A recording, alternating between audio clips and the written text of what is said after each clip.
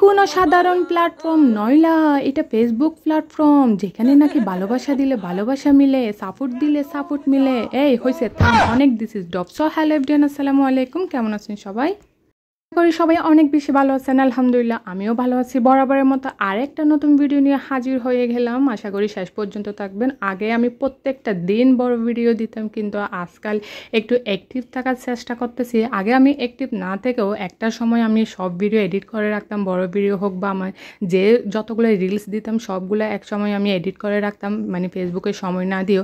এখন আমি কাজের এই সময়টা অডিয়েন্সরা কম অ্যাক্টিভ থাকে, সেই সময়টা বসে আমি আমার ভিডিওগুলো এডিট করার চেষ্টা করি। কিন্তু আজকাল থেকে এরকম করতে করতে না আমার বড় ভিডিওটা একদিন পর বা 2 দিন মিস হয়ে যাচ্ছে। এদিকে এডিট করে রাখলেও আমি ভয়েসটা দিতে পারি না ঠিকমতো, নাইলে এডিট করাও হয় না আর কি, এক জ্বালায় পড়ছি।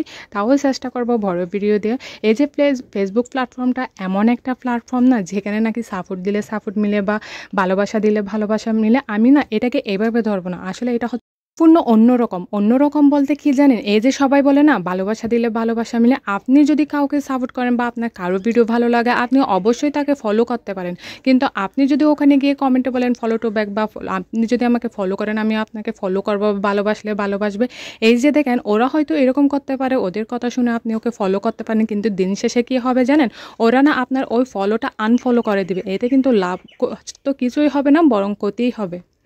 আমার মনে হয় কি জানেন, এটা না সম্পূর্ণ একটা মিথ্যা। এটা হচ্ছে একটা ট্রেন্ডিং ভিডিও হয়ে গেছে কি, ট্রেন্ডিং মানুষ ভিউজ পাওয়ার জন্য এটা করে কি, ফলো টু ফলো বা ব্যাক টু ব্যাক এরকম। আমার ভিডিও নিচে কমেন্ট করলে আপনাদের ফলোয়ার্স বাড়বে। হ্যাঁ, কমেন্ট করলে অবশ্যই ফলোয়ার্স বাড়ে, কিন্তু আপনার টাইমলাইনে যে ভিডিওগুলো আসে আপনি যদি ওইগুলো দেখে সুন্দর একটা কমেন্ট রাখতে পারেন না, তাইলে অবশ্যই আপনি ফলোয়ার্স পাবেন। কিন্তু এই যে ফলো টু ফলো ব্যাক এরকম করলে না আমার মনে হয় আরও উল্টা ক্ষতিই হয়। একটা কথা কি জানেন, আমি মনে করি এবং বিশ্বাস করি ফেসবুক প্ল্যাটফর্মটা হচ্ছে সম্পূর্ণ পরিশ্রমের উপর।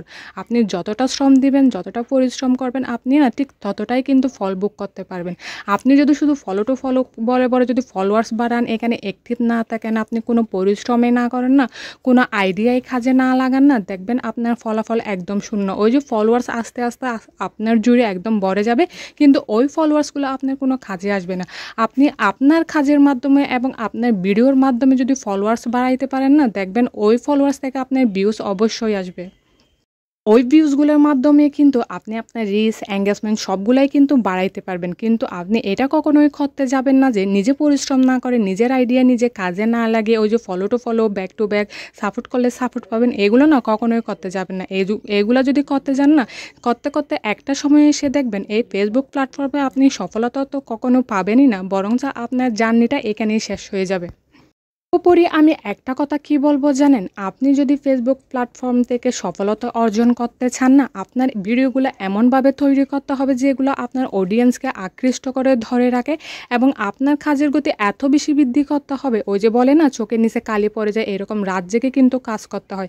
আপনি যত বেশি পরিশ্রম করবেন, যত বেশি ওখানে অ্যাক্টিভ থাকবেন না, তত বেশি আপনার পরিস্থিতি বাড়বে। আর পরিস্থিতি ভালো না, যে কোনো কিছু ক্ষেত্রে কিন্তু সফলতা পাওয়া যায়। একটা ব্যবসার ক্ষেত্রেই দেখেন না, সেটা অনলাইন ব্যবসা হোক বা অন্য কিছু হোক, আপনাকে মানুষ যত বেশি চিনবে, আপনার কাছে কিন্তু মানুষ তত বেশি যাবে, এটাই কিন্তু স্বাভাবিক। একটা কথা বলবো কি জানেন, যদি ফেসবুক প্ল্যাটফর্ম থেকে সফলতা অর্জন করতে চান, তাহলে প্রচুর পরিশ্রম করেন, প্রচুর কাটেন, নিজের আইডিয়াকে কাজে লাগান, তবে কিন্তু আপনি সফলতা অর্জন করতে পারবেন, না হলে কিন্তু না। তো আজকে এই পর্যন্ত, সবাই অনেক বেশি ভালো থাকবেন। আসসালামু আলাইকুম।